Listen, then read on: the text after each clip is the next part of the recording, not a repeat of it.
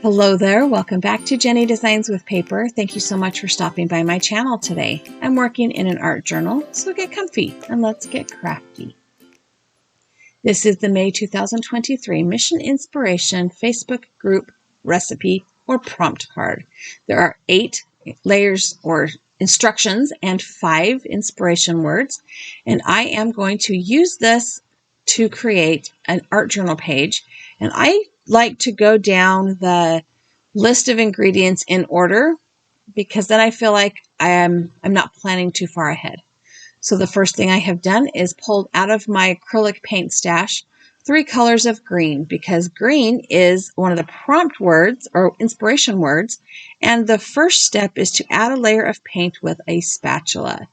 So the 2 of the paints are distress paints. This first paint I'm using is a mica paint that I got off of Amazon.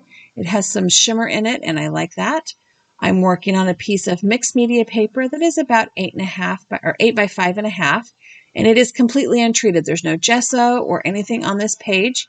I did not know how this paint was going to react to the paper because I didn't practice beforehand. This paint is a little bit more liquid than some other acrylic paints, so you can see that it really just soaked right into the paper and left me very little playtime. That's okay. Totally okay. I'm not going to go to the complete edge. Even when I've added all 3 of my colors, there will be a lot of uneven white border around the entire page, and I kind of like that look. So I have just spread that first green paint out. I'm going to pull out a baby wipe and clean off my spatula. And then I'm going to add a mid-tone green paint. This is a distress paint. It's a little bit thicker. I am going to turn my page sideways, and then I decided to go ahead and heat set this in order to keep the paint colors from mixing. I wanted them to layer, not to blend together.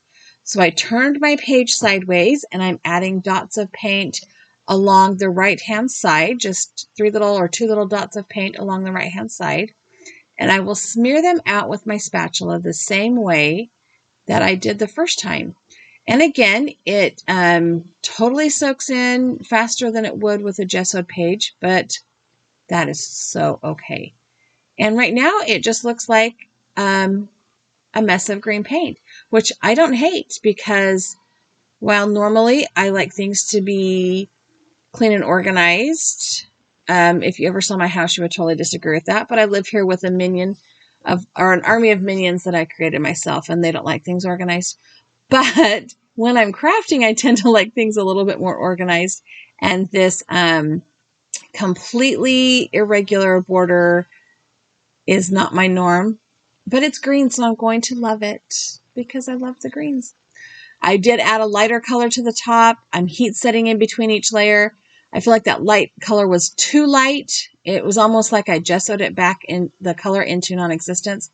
So I'm going to pull the dark paint out, the mica sparkly paint out again, and just add 1 little drop and kind of spread that around to bring some of that shiny, shimmery goodness back to the forefront of the page. And I like it. This page has no gesso, no liquid mediums. It is a very simple page, but I really like how it turned out.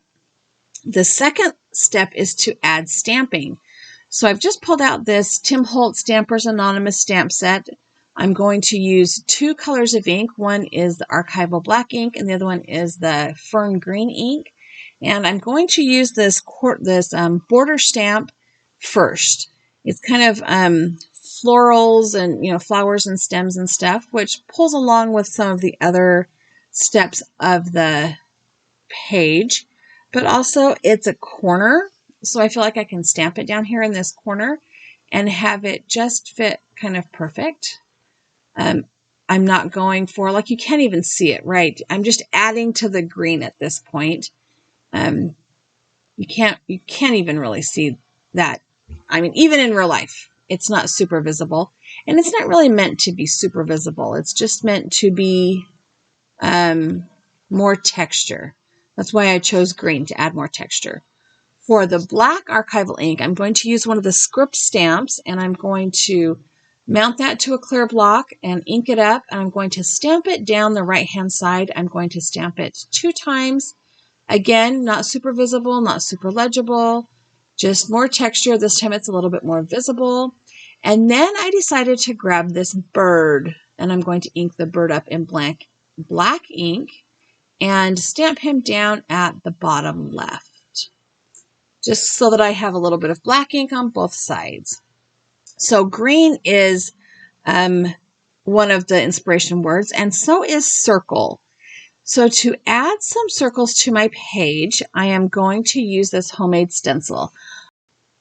I created this stencil with the back of an old notebook to use when I wanted to create the bokeh effect.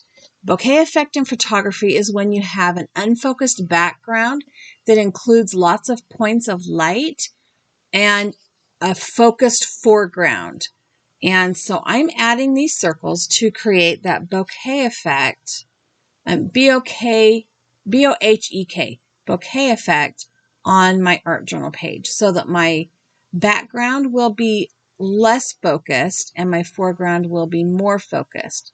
But also, circles are an inspiration word, so I had to add them somehow, and why not add more inspiration, or add more interest, there's the word I was looking for, to the background of my page. Every once in a while, I am going to grab my heat tool. I cannot think of any of the proper words today, you guys. Sorry, words are hard this morning. Anyways, every once in a while, I am going to grab my heat tool and dry that acrylic paint back. I'm using a white acrylic paint. Some of my circles will appear to be more opaque than others because I am not adding new paint to the sponge every time I put a new circle down. So some of them will be very opaque, some of them will be not quite as opaque. I'm also varying the size of circles that I use and the number of each circle I use. Like, I don't use exactly 3 of every size of circle. I'm also going to use those little tiny circles where the spiral went through when this was still part of an existing notebook, because why not? The trick is to gradually start to overlap your circles. So the trick to this background when you're using, paint instead of light is to start out with your largest circle that you're going to use and spread them out across your page. And as you start to fill in the negative space with smaller circles, you start to overlap them so that the bigger circles are in the background and the smaller circles are in the foreground, like almost on top of your larger circles. And that creates that unfocused pinpoint light effect that you would see in a photograph. So now that I have all of my circles down, I'm going to heat set that with my heat gun, and then we're going to move on to the next step. So we have green and circles, and we have added the paint, and we've added some stamping, and the third step is to add some die cut shapes. So I went through my ephemera drawer and pulled out these flower die cut stickers. Now these stickers are printed on a translucent, almost rice paper feeling sticker paper. And I just pulled out everything I had in that collection and put one of each of them on my desk. And then I had to sit down and decide which ones I was going to use. I decided to use just these 4 on the front here. One's a leaf, 3 are flowers. And then I'm going to go ahead and put them kind of on the middle of my page, the middle bottom of my page. Now, the backing paper to these stickers is a clear acetate.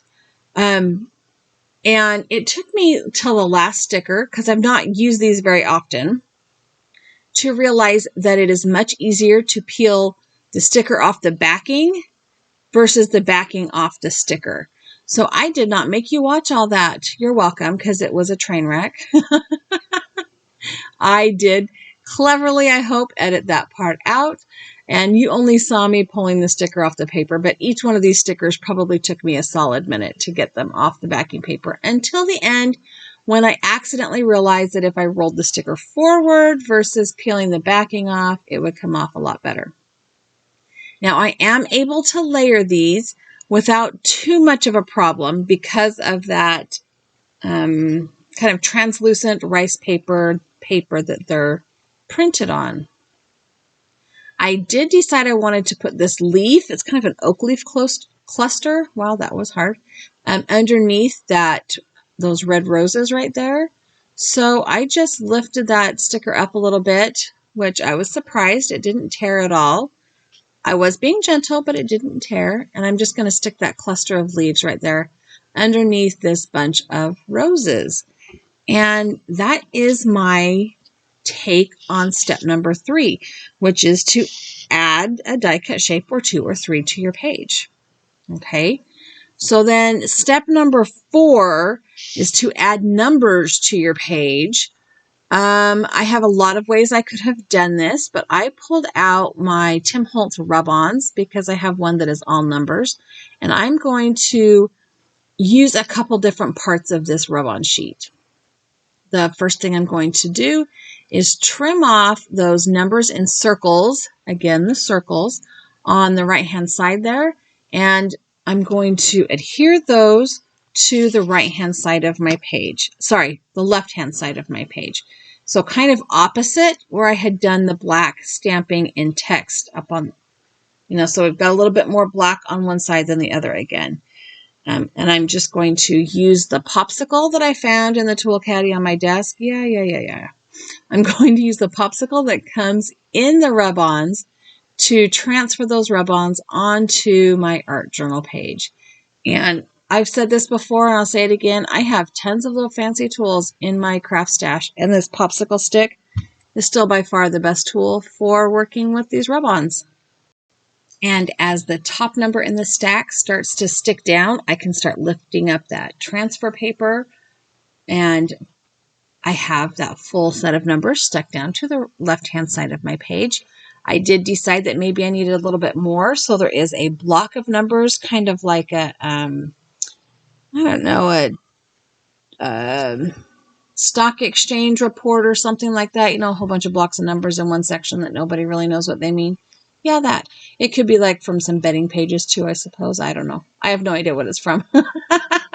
I'm just using my imagination to come up with something exciting. Oh my goodness.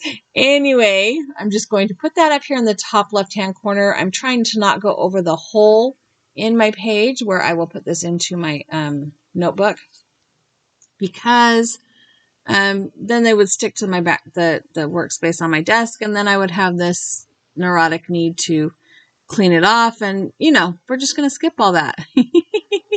Once I got the corner laying down, I could pick it up with my Bokeh tool because it was kind of hard to get my fingernail underneath that, and continue the same way. Just use my popsicle stick to rub those rub-ons on.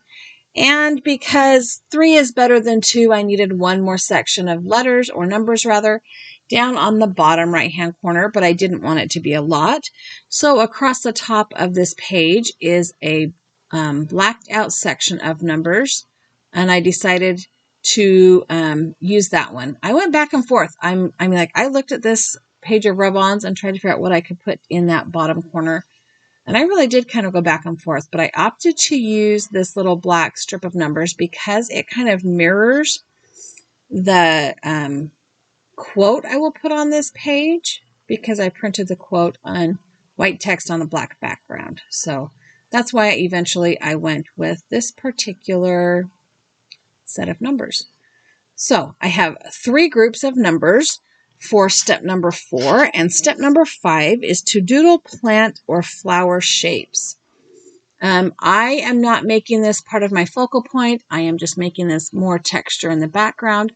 So I pulled out this Sharpie pen. It's got a fine nib, and I'm just kind of freehand drawing some stems and some leaves.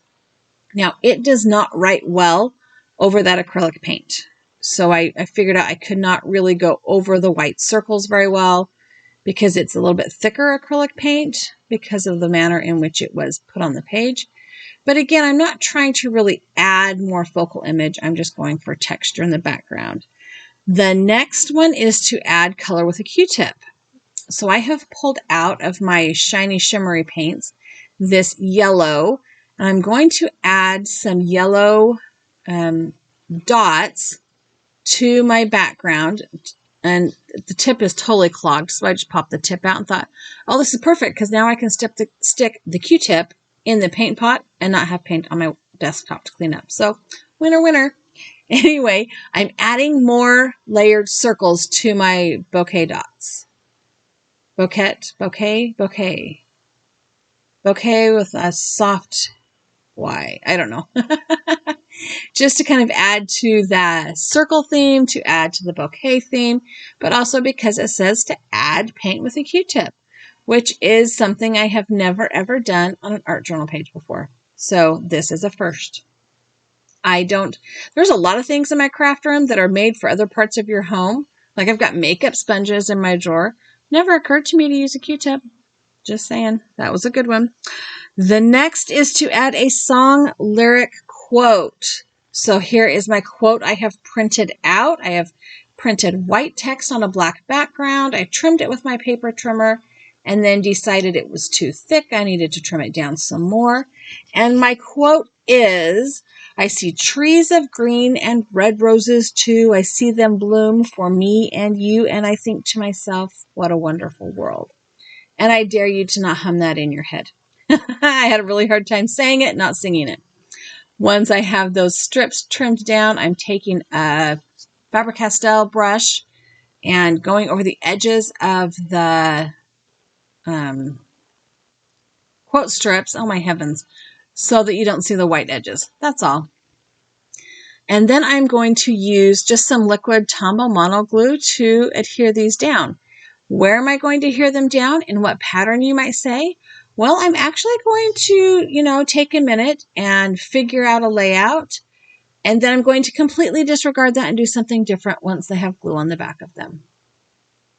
And I thought about putting the bottom one down there. I don't like that at all. I'm going to put it back up here at the top. And that is not exactly at all what I ended up with at the end of the day. So I've got my Tombow glue and my tweezers. And these, because quote strips, because I used my scissors to trim them down, they're not straight at all. And I am not caring. Okay, to be fair, one of them is super crooked and I did care. And I cared even more because it's super crooked, so it goes down on the page super crooked.